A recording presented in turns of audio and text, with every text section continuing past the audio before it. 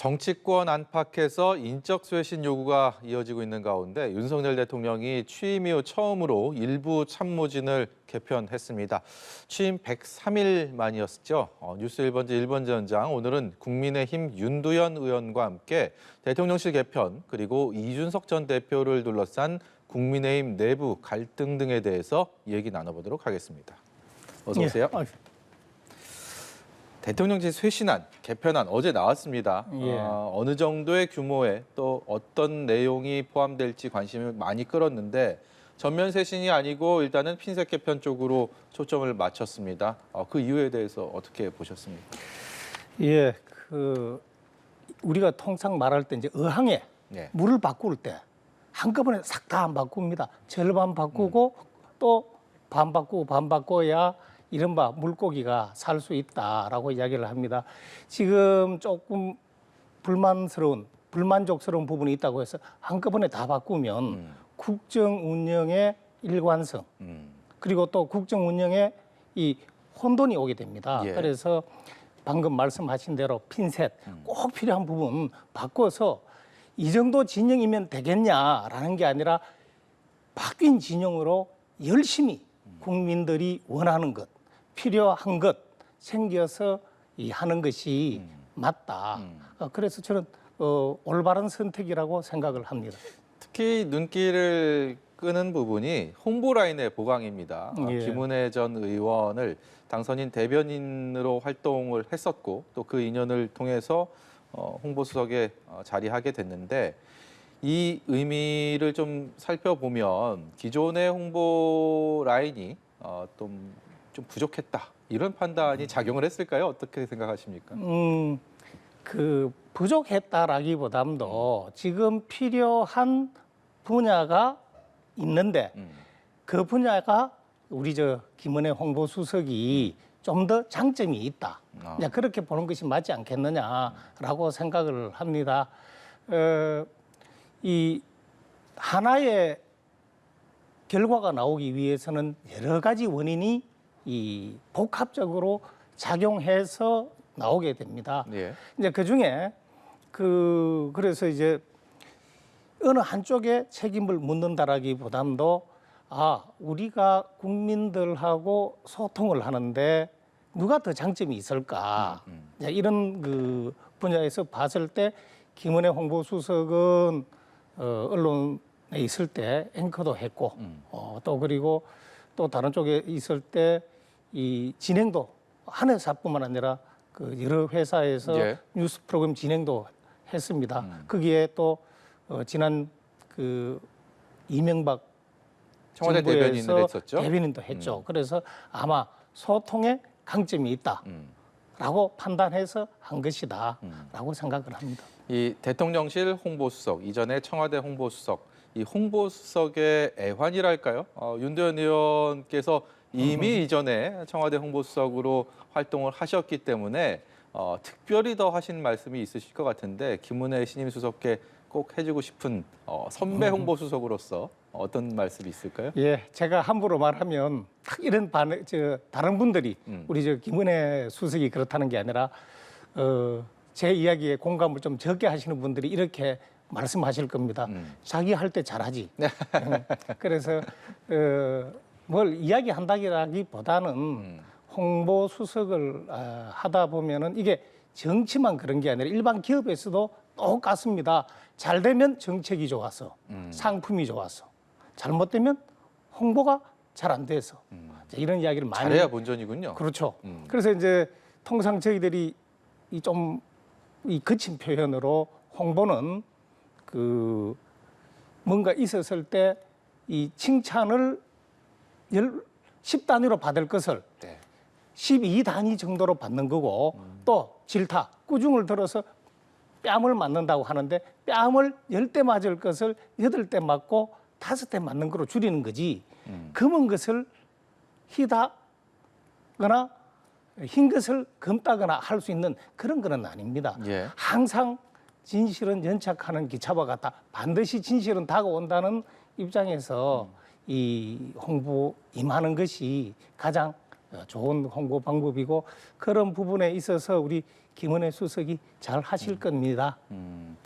이 뭐 리더가 인사를 하는 데 있어서 같이 일할 사람들, 내가 믿고 신뢰하는 사람들 뭐 발탁하는 것이야 어떻게 보면 당연한 얘기인데 대통령으로서 윤석열 대통령의 인사 스타일에 대해서 최근에 뭐 얘기들이 있었기 때문에 또 뭐 윤핵관이란 얘기, 뭐 윤심이 어디로 작용했느냐 이런 얘기들 많이 하기 때문에 김은혜 홍보수석의 발탁을 두고 당선인 대변인 그리고 앞서서 또 경기지사에 차출하는 과정에서도 뭐 윤심이 작용했다 이런 얘기들이 심심치 않게 들렸습니다. 이번에 이런 인선에 대해서도 그것이 좀 따라 이어지는 거 아니냐 이런 시선이 좀 있는 것 같던데요.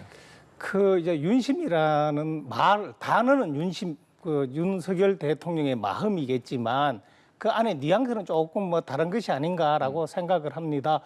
홍보수석은 대통령의 생각을 국민들에게 설명하는 자리입니다. 그런 분이 대통령의 마음을 잘 모르면 그 되겠습니까? 그게 너무나 당연한 이야기다. 근데 다만 지금 그 일부에서 윤심 걱정을 하면서 하시는 이야기는 혹시 윤 대통령이 듣기 싫은 소리는 하지 않고 듣기 좋은 소리만 하는 이른바 인해 장막을 걱정하는 우려하는 목소리다라고 생각을 합니다. 예. 그런데 김은혜 신임 그 수석은 언론사에 있을 때부터 저희들이 잘 압니다. 그래서 아마 그 걱정은 안 하셔도 좋은 말만 될 하진 거다. 않을 것이다. 예. 해야 할 말은 할 것이다. 그리고 기자들이 이 특징이 있습니다. 그게 뭐냐? 장점이라고 할 수도 있고 단점이라고 할 수 있는데 자기 일도 남의 일처럼 이야기하는, 다시 말해서 주관적인 것을 객관화를 잘합니다. 그래서 대통령에게 해야 할 이야기 주관적으로 판단해서 하는 것보다는 여러 이야기를 잘 듣고 객관화해서 잘 전달할 거다라고 생각을 합니다.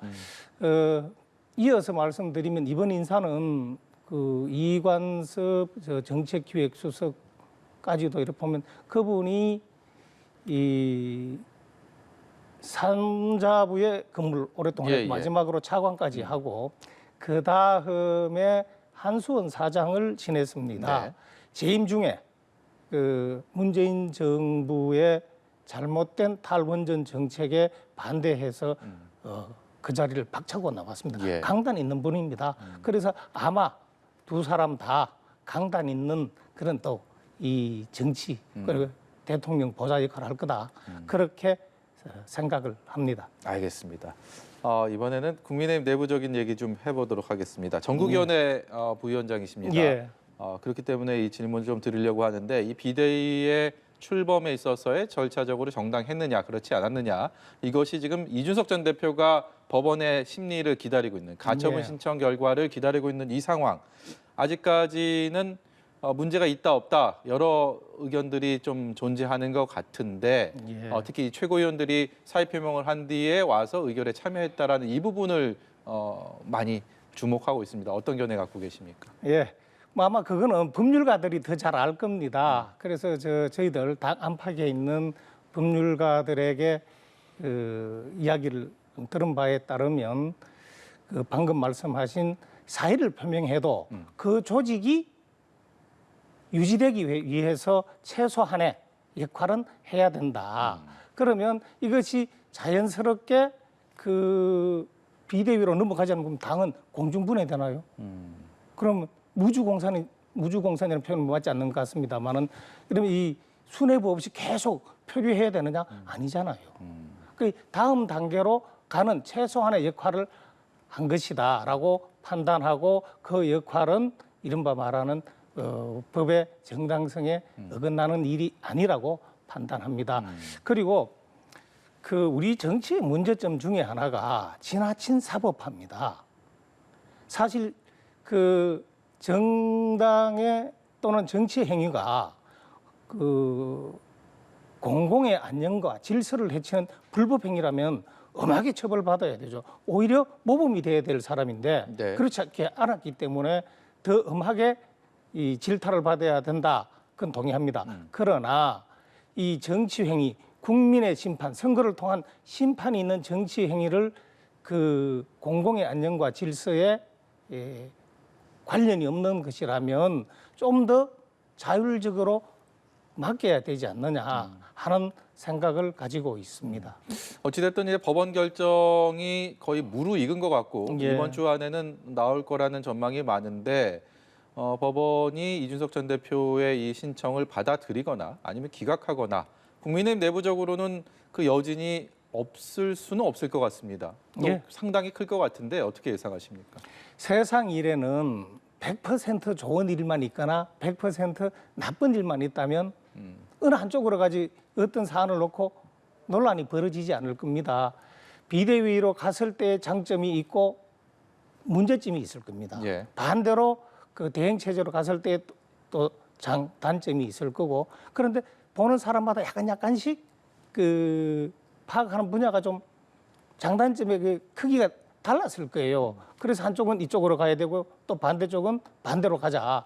이제 이렇게 해서 지금 그 이 비대위 체제를 놓고 이제 그 갈등이 있고 어찌됐든 갈등 속에 출범했습니다. 그런데 그걸 가지고 이제 한쪽에서 이 절차상의 문제로 예. 이야기를 하시는데 만약에 저는 법원이 정당의 아까 말씀드린 것처럼 정당의 행위 중에서 이 공공의 안녕과 질서를 해치는 그런 불법 행위가 아니라면 그 정치 자체에서 해결하도록 맡겨두는 것이 바람직하다라는 한 개인의 생각을 가지고 있습니다. 저는 법은 잘 모릅니다. 예. 그러나 정치 1992년부터 이제 정치부 기자를 하면서 이렇게 오랫동안 관찰하거나 좀 또 일어났던 많은 일을 보면서 그런 정신이 있거든요. 예. 그래서 그렇게 이 법원에서 그렇게 뭐 노골적으로 끼어드는 그런 건 안 하지 않을까라고 생각합니다. 윤리위가 오늘 열립니다. 이준석 전 대표 예. 뭐 추가로 징계를 하느냐 안 하느냐 뭐 그 부분도 관심이 많은 것 같은데 최근에 좀 강경한 수위 높은 발언들이 꽤 이어졌거든요. 어떻게 예상하십니까? 그 당 윤리위원회는 독립된 기구입니다. 네. 이제 거기에서 사견임을 전제로 해서라도 그 이야기하는 것은 바람직하지 않다. 예. 저도 아까 이제 그 법원의 이제 정치적 사안에 대한 법원의 판단은 유보하는 것이 맞지 않나라는 이야기는 했지만 예. 그 윤리위원회 결정에 이것도 어떻게 하라라는 것보다 좀 정치적으로 해결할 수 있도록 그렇게 하는 것이 맞지 추가 징계 한다 만다라고 이야기하는 것은 네. 또 다른 정치 보복 시비나 그 논란의 이 씨앗을 제공하는 역할밖에 더 안 될 겁니다. 알겠습니다. 그래서 그 부분에 대해서는 좀 발언을 아끼겠습니다. 알겠습니다. 지금 국회 상임위원회가 과방위시잖아요. 예.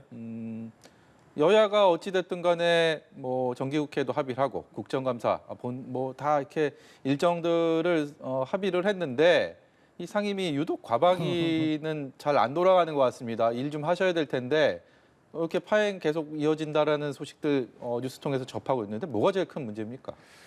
일을 해야 된다. 저희들 일하고 싶습니다. 그런데 좋은 일을 하고 싶습니다. 우리 언론, 방송 발전되는 일을 하고 싶고요. 혹시 잘못된 그 언론에 부정적 영향을 미치는 일은 피하고 싶습니다. 그런데 이 민주당 소속인 정청래 위원장께서 회의를 일방적으로 소집하고 일방적으로 진행합니다. 그 첫 회의 소집할 때 간사가 없어서 본인이 소집했다라고 이야기를 하는데 과거 관례라는 게 있습니다. 각 당에 간사 내정자가 있습니다. 그분이 사실상 간사입니다. 그분들 이야기 듣고 해서 이 가장 많이 올 수 있는 그 날짜를 택해서 했으면 문제가 없습니다. 그런데 일방적으로 며칠 날 모여라. 그 다음에 또 회의 진행도 안건이 상정돼서니 한다. 아니 상정하는 안건도 최소한의 논의는 해야죠. 예. 그렇게 일방적으로 하면요, 이 소수 여당을 그냥 들러리로 생각하고 자기들 마음대로 하겠다는 겁니다. 그중에는 우리가 동의할 수 없는 법안을 생각하는 것도 있고요. 그러니까 이거는 최소한 상호 존중에 타협의 정신이 있어야 원만한 상임위 운영이 가능합니다. 예. 일방적으로 자기 마음대로 하는 것은 그리고 우리가 숫자가 많다는 이유로 그렇게 하면 그게 바로 대중 독재입니다. 그것은 받아들일 수가 없다. 예. 알겠습니다. 모쪼록 좀 원만한 예. 슬기로운 그런 논의를 통해서 국민들을 위해서 일할 수 있는 그런 시간을 하루빨리 갖도록 하기를 예, 바라겠습니다. 국민을 위해서 해야 할 일을 네. 하도록 환경을 좀 우리 언론에서 좀 잘 만들어 주십시오. 알겠습니다. 하면 안 되는 일 하는 그런 상임위가 돼서는 예. 안 됩니다. 알겠습니다. 여기까지 듣도록 하죠. 지금까지 국민의힘 윤두현 의원이었습니다. 예, 고맙습니다. 감사합니다.